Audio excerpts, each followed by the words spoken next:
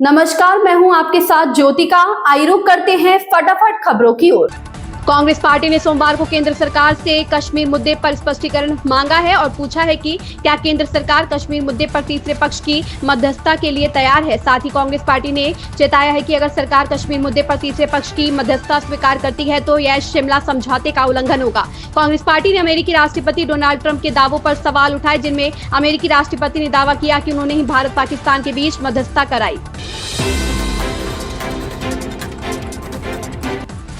पश्चिम बंगाल की सीएम ममता बनर्जी ने हुगली जिले के रिश्रा के रहने वाले बीएसएफ जवान की पत्नी से बातचीत की। बता दें कि बीएसएफ जवान ने गलती से अंतर्राष्ट्रीय सीमा पार कर गए थे, जिसके बाद वो पाकिस्तान रेंजर्स की गिरफ्त में है। सीएम ममता बनर्जी ने बीएसएफ जवान की पत्नी को हर संभव मदद का आश्वासन दिया है।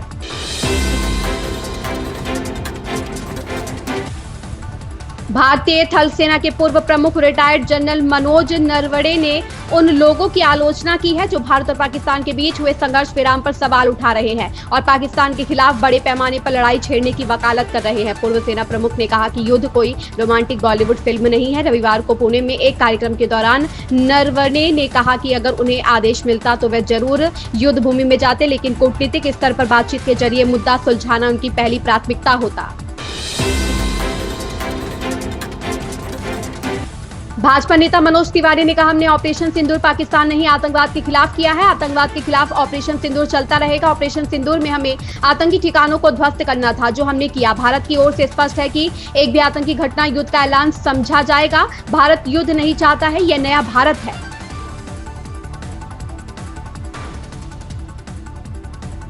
पहली बात कि ऑपरेशन सिंदूर हमने पाकिस्तान के खिलाफ नहीं किया, हमने आतंकवादियों के खिलाफ किया, जो मैं समझ पाया। और आतंकवाद के खिलाफ ऑपरेशन सिंदूर चलता रहेगा, उसमें किसी को प्रॉब्लम नहीं होनी चाहिए। रही बात कल के सीज फायर की, सीज फायर का भारत ने भी स्वागत किया, हमने भी माना, और हमने मानते हुए भी ये जरूर कहा कि हम अभी अगले कुछ घंटे तक इंतजार करेंगे, क्योंकि वो कहते हैं ना कि तो दूध का जला खास भी फूक करके पीता है। तो पाकिस्तान के साथ भारत के जो पीछे के अनुभव है, उस पर पाकिस्तान पे विश्वास करना सहसा बहुत मुश्किल होता है। सीज फायर पाकिस्तान की तरफ से बात की गई, भारत ने स्वीकार किया। फिर भी याद रहे कि हम लोगों ने इस पूरे ऑपरेशन सिंदूर में हमें आतंकवादी ठिकानों को ध्वस्त करना था, वो हमने किया। उसके बाद पाकिस्तान से जहां से अटैक हुआ, हमने उस जगह अटैक किया। हमारे भारत की सेना ने नागरिकों पे नहीं अटैक किया, एक फेक इंफॉर्मेशन फैलाया गया, मस्जिद उड़ाया, नहीं उड़ाया।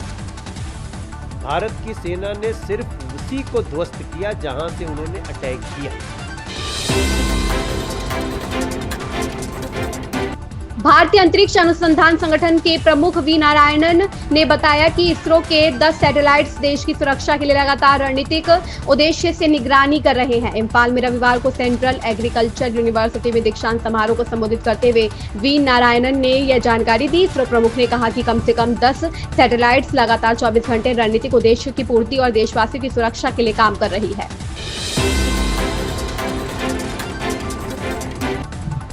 भारतीय जनता पार्टी ने ऑपरेशन सिंदूर पर पहली बार प्रेस कॉन्फ्रेंस की। इस दौरान भाजपा प्रवक्ता संबित पात्रा ने भारतीय सशस्त्र बलों को जमकर सराहा। उन्होंने कहा कि सेना अदम्य साहस दिखाया, सेना ने आतंकियों को मिट्टी में मिला दिया। सेना ने पाकिस्तान और पाकिस्तान के कब्जे वाले जम्मू कश्मीर में 9 आतंकी ठिकानों को नेस्तनाबूद कर दिया। सांसद संबित पात्रा ने ऑपरेशन सिंदूर पर कहा, आज भाजपा, उसके कार्यकर्ता और देश के नागरिक सुरक्षा बलों का धन्यवाद करते हैं।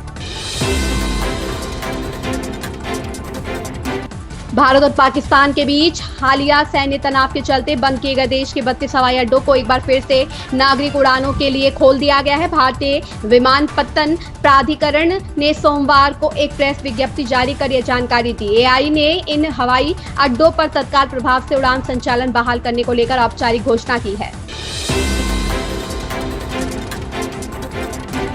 प्रदेश सरकार स्वरोजगार को बढ़ावा देने के लिए छोटा कारोबार शुरू करने को अब 4 गुना तक ऋण उपलब्ध कराएगी। वर्तमान में संचालित मुख्यमंत्री स्वरोजगार योजना और मुख्यमंत्री स्वरोजगार अति सूक्ष्म योजना को समायोजित कर नई नीति का प्रस्ताव तैयार किया है, जिसमें छोटे व्यवसाय के लिए ऋण सीमा को 50,000 से बढ़ाकर 2 लाख तक किया जा रहा है।